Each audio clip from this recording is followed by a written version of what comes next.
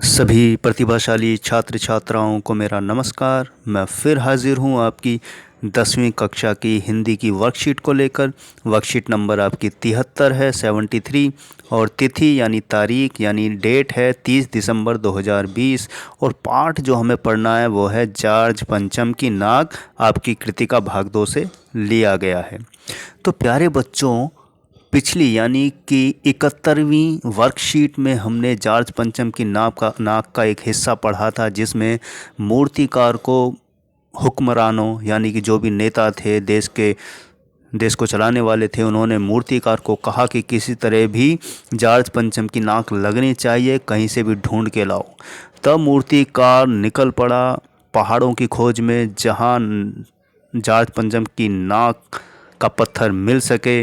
लेकिन अंत में खदानों, पहाड़ों, पर्वतों पर घूमता हुआ वो वापस आया और निराश लौटा, क्योंकि उस तरह के किस्म का पत्थर उसकी नाक से मिलता जुलता नहीं मिला। इसके बाद सब परेशान हो गए। सभापति ने भी कहा कि ऐसा क्या हो गया कि हिंदुस्तान में सब कुछ मिल सकता है लेकिन एक पत्थर कहीं नहीं मिला, और वो भी यह पत्थर विदेशी है। तब मूर्तिकार ने फिर से कहा कि एक उपाय और है कि देश के जितने भी हमारे बड़े नेता हैं उनकी मूर्तियों का नाप लिया जाए, कोई ना कोई तो फिट बैठ ही जाएगी। तो मूर्तिकार को इसकी भी इजाज़त दे दी गई। मूर्तिकार सभी जगह, मुंबई, कलकत्ता, मद्रास, बॉम्बे, सभी महत्वपूर्ण स्थानों पर राज्यों में घूमा, जहाँ के नेता सरदार पटेल, विट्ठल भाई गोखले, तिलक, शिवाजी, काव साहबजी, जहांगीर, महादेव देसाई, राजा राम मोहन राय, रविन्द्रनाथ ठाकुर, मोतीलाल नेहरू, मदन मोहन मालवीय, चंद्रशेखर आज़ाद, बिस्मिल, इन सभी की लाटों की नाक का नाप मूर्तिकार ने लिया। लेकिन अंततः वो भी कामयाब नहीं हुई कोशिश, क्योंकि कोई भी उनकी जार्ज पंचम की नाक से मिलती जुलती नहीं थी। तो आइए बच्चों, बढ़ते हैं आज की वर्कशीट की तरफ। आगे देखते हैं क्या होता है। सुनकर सब हताश हो गए और झुंझलाने लगे। मूर्तिकार ने ढांढस बंधाते हुए आगे कहा, सुना है कि बिहार सेक्रेटेरिएट के सन 42 में शहीद होने वाले बच्चों की मूर्तियां स्थापित हैं।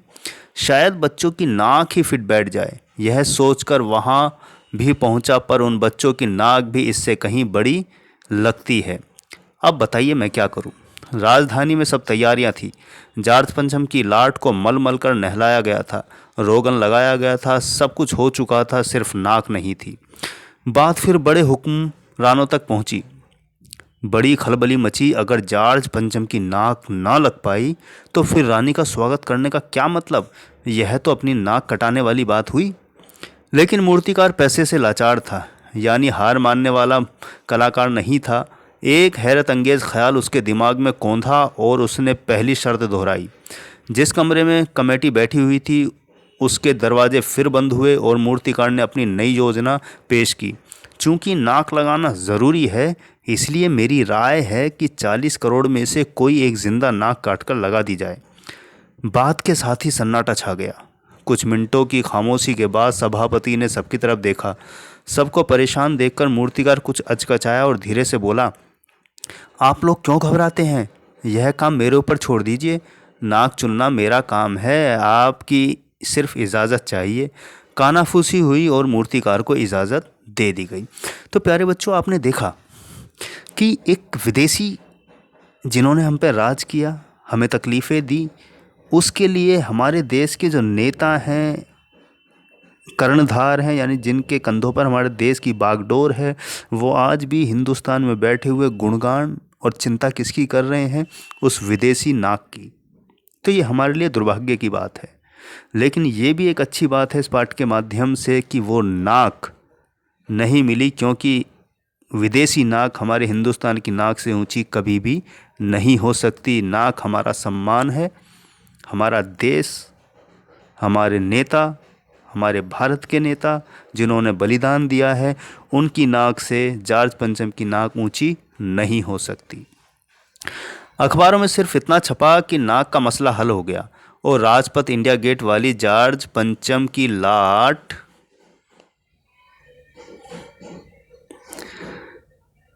लाट के नाक लग रही है। नाक लगने से पहले फिर हथियारबंद पहरेदारों की तैनाती हुई। मूर्ति के आसपास तालाब सुखाकर साफ किया गया, उसकी रवाब निकाली गई और ताज़ा पानी डाला गया ताकि जो जिंदा नाक लगाई जाने वाली थी वह सूखने ना पाए। इस बात की खबर जनता को नहीं थी। यह सब तैयारियां भीतर भीतर चल रही थी। रानी के आने का दिन नज़दीक आता जा रहा था। मूर्तिकार खुद को अपने बताए हल से परेशान था। जिंदा नाक लगने के लिए उसने कमेटी वालों से कुछ और मदद मांगी, वह उसे दी गई, लेकिन इस हिदायत के साथ कि खास दिन हर हालत में नाक लग जानी चाहिए। और यह दिन आया।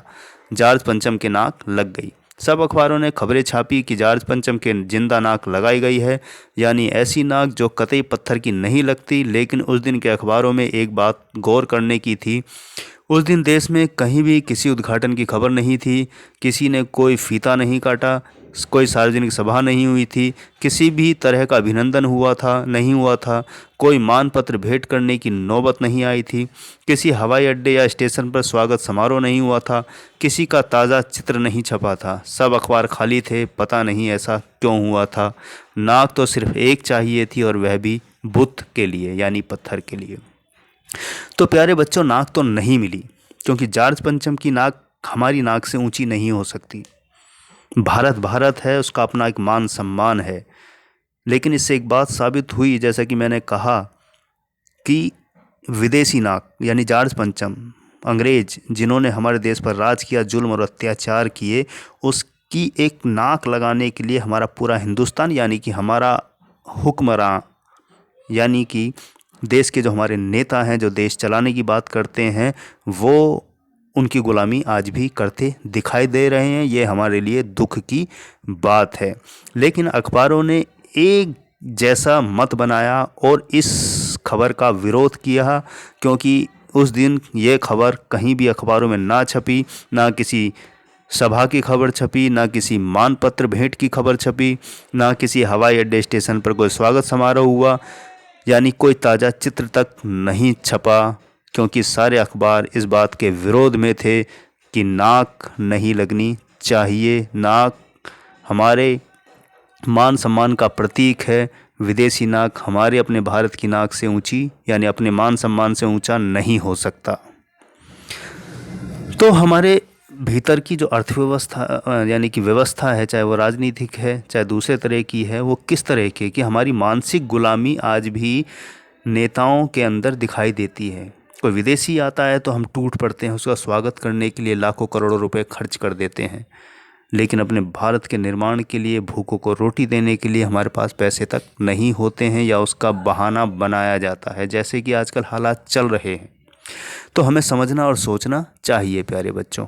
आइए बढ़ते हैं प्रश्न उत्तर की तरफ। प्रश्न उत्तर से पहले हम देख लेते हैं। रोगन का अर्थ होता है चिकना लेप, या जो किसी वस्तु को चमकाने के लिए उस पर लगाया जाए। अचकचाया का अर्थ होता है चौंक उठना, भौचक्का होना। तो पहला प्रश्न हमारा है प्यारे बच्चों कि जार्ज पंचम की नाक को फिर से लगाने के लिए मूर्तिकार ने क्या क्या प्रयास किए। आइए इसका उत्तर देखें। तो पहले प्रश्न का है हमारा कि जार्ज पंचम की नाक को फिर से लगाने के लिए मूर्तिकार ने क्या क्या प्रयास किए।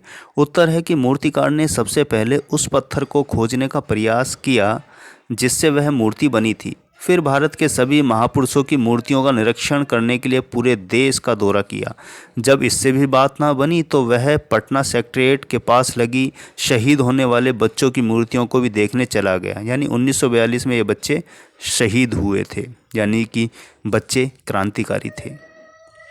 बढ़ते हैं दूसरे प्रश्न की तरफ।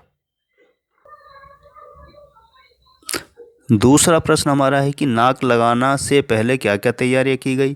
तो उत्तर है कि नाक लगाना से पहले हथियारबंद पहरेदारों की तैनाती हुई, मूर्ति के आसपास का तालाब सुखाकर साफ किया गया, उसकी रवाब निकाली गई यानी काई वगैरह जो जम जाती है, और ताज़ा पानी डाला गया ताकि जिंदा नाक सूखने ना पाए। ये तैयारियां भीतर भीतर चल रही थी, यानी कि इसकी खबर बिल्कुल नहीं थी। मूर्ति को नहलाया गया, धुलाया गया, हथियार बंद यानी कि पहरेदार खड़े कर दिए गए, तालाब को सुखाया गया, उसमें नया पानी डाला गया ताकि जिंदा नाक जो लगेगी वो सूखने ना पाए। किस तरह का ड्रामा और नाटक चल रहा था, ये देखने वाली बात थी।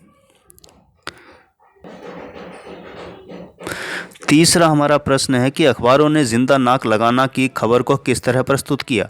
उत्तर है कि अखबारों ने इस खबर पर खास ध्यान नहीं दिया, पर उन्होंने इतना लिखा कि नाक का मसला हल हो गया और राजपथ पर इंडिया गेट वाली जॉर्ज पंचम की लाट की नाक लग गई है। इसके अलावा अखबारों में नाक को लेकर कोई चर्चा नहीं हुई और ना ही समारोह के होने की खबर को छापा गया। तो प्यारे बच्चों, अखबारों ने कोई खास उत्सुकता नहीं दिखाई क्योंकि अखबार भी इसके विरोध में थे। चौथा प्रश्न हमारा है कि जॉर्ज पंचम की नाक लगाना वाली खबर के दिन अखबार चुप क्यों थे। उत्तर है कि ब्रिटिश सरकार को दिखाने के लिए किसी जिंदा इंसान की नाक जॉर्ज पंचम की लाट की नाक पर लगाना किसी को पसंद नहीं आया। इसके विरोध में सभी अखबार चुप रहे। यदि वे सच छाप देते तो दुनिया क्या कहती। दुनिया के लोग जब जानते कि आज़ादी के बाद भी दिल्ली में बैठे हुक्मरान आज भी अंग्रेज़ों के आगे अपनी दुम हिलाते हैं, इसी कारण सभी अखबार चुप थे। तो यही एक कारण था कि अखबार चुप इसीलिए थे कि वो नहीं चाहते थे कि ये खबर दुनिया में फैले कि जॉर्ज पंचम की मूर्ति पर पत्थर की नाक की जगह जिंदा नाक लगाना कितना ठीक होगा, यानी इससे हमारे ही मान सम्मान को ठेस पहुंचेगी। इसीलिए और वो ये भी नहीं चाहते थे कि ये पता लगे कि हमारे देश में बैठे हुए जो नेता लोग हैं, जो देश चलाते हैं, वो आज भी अंग्रेज़ों के आगे अपनी दुम हिलाते हैं।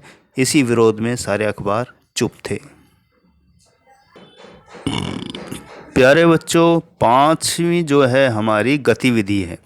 यह पाठ एक व्यंग्य रचना है जिसमें मौजूदा व्यवस्था पर कुछ कथनों द्वारा करारी चोट की गई है।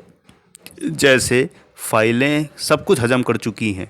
इस पाठ में प्रयुक्त सभी इस प्रकार के सभी कथन ढूंढकर लिखिए। आइए इसका उत्तर देखें। तो प्यारे बच्चे, पांचवें प्रश्न का उत्तर हमारा है कि मौजूदा व्यवस्था पर चोट करने वाले कथन निम्नलिखित हैं। पहला है, सभापति ने तैस में आकर कहा, लानत है आपकी अक्ल पर। विदेशों की सारी चीज़ें हम अपना चुके हैं। दिल, दिमाग, तौर तरीके, रहन सहन, जब हिंदुस्तान में बाल डांस तक मिल जाता है तो पत्थर क्यों नहीं मिल सकता। तो यानी कहने का मतलब है हमारे देश में सब तरह का जुगाड़, यानी जुगाड़ व्यवस्था जो चलती है। तो सभापति महोदय का कहना यही था कि जब सब कुछ हम अपना चुके अंग्रेज़ों का, विदेशियों का, तब भैया पत्थर क्यों नहीं मिल रहा है। दूसरा है हमारा कि मूर्तिकार ने अपनी नई योजना पेश की। चूँकि नाक लगाना एकदम ज़रूरी है, इसलिए मेरी राय है कि 40 करोड़ में से कोई एक जिंदा नाक काटकर लगा दी जाए। तो ये देखिए कितनी गलत और भद्दी बात है कि एक अंग्रेज़ की मूर्ति जिसने हमारे देश को नुकसान, अत्याचार सब कुछ किया, उसकी नाक पर जिंदा नाक लगाने की बात कर रही है। हमारे लिए शर्म की बात है। और हमारे देश के हुक्मरान यानी कि नेता आज भी उन अंग्रेज़ों की दुम बने हुए हैं। तो तीसरा हमारा है कि किसी ने किसी से कहा, किसी ने किसी को नहीं देखा पर सड़कें जवान हो गई, बुढ़ापे की धूल साफ हो गई। तो कहने का मतलब है किसी ने किसी से नहीं कहा, यानी कि ये बात अंदर ही अंदर पूरी हो गई, यानी कागज़ों में, फाइलों में सब कुछ साफ़ सफाई भी हो गई, खर्चा भी हो गया, जिनकी कभी मरम्मत साफ़ सफाई नहीं हुई वो भी हो गई। तो हमारे देश के काम तो आधे तो फाइलों में चलते हैं बच्चों। जिस दिन हकीकत में ये काम होने लगेंगे उस दिन देश हमारा जन्नत हो जाएगा, स्वर्ग हो जाएगा। तो हमें खुद ईमानदार रहने की आवश्यकता है।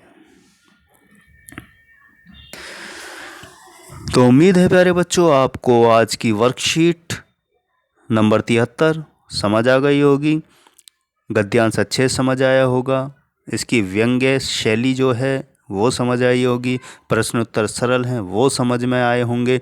तो हमारे देश की व्यवस्था ऐसी है प्यारे बच्चों, हमें अपने देश के प्रति ईमानदार रहना चाहिए और कोशिश करना चाहिए कि हम हमेशा ईमानदारी से किसी भी सूरत में अपने देश के साथ रहें, उन विदेशियों के साथ नहीं। जय हिंद। इसी के साथ मैं लेता हूँ विदा, मिलता हूँ अगली वर्कशीट पर। तब तक के लिए बहुत बहुत शुभकामनाएं। हाथ धोते रहिए, मास्क लगाकर बाहर निकलिए और भीड़ भाड़ में जाने से बचिए।